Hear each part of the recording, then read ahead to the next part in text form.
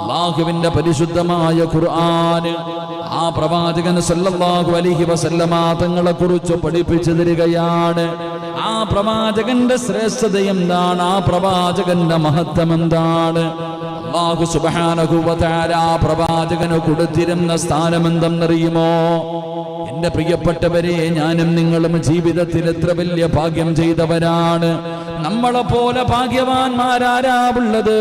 ആ പ്രവാചകന്റെ ഉമ്മത്താകാൻ എനിക്കും നിങ്ങൾക്കും സാധിച്ചല്ലോ. ജീവിതത്തിൽ ഒരിക്കലും കണ്ടിട്ടില്ലെങ്കിലും, ആ പ്രവാചകനെ നമ്മൾ കണ്ടിട്ടില്ലെങ്കിലും, അല്ലാഹുവേ, ആ പ്രവാചകന്റെ ഉമ്മത്താകാൻ അല്ലാഹു നമുക്ക് നൽകിയ ഭാഗ്യമുണ്ടല്ലോ.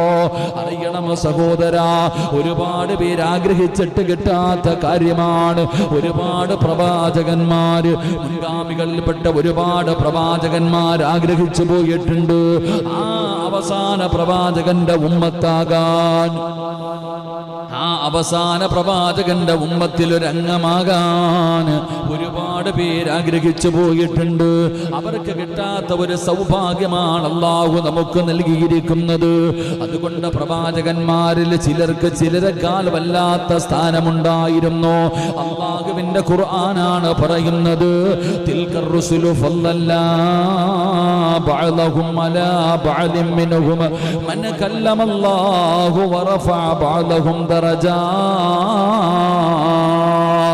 അല്ലാഹുവിന്റെ വിശുദ്ധമായ ഖുർആൻ പ്രവാചകന്മാരിൽ ചിലരെക്കാളും ചിലർക്ക് അല്ലാഹു സ്ഥാനങ്ങൾ കൊടുക്കുകയാണ്.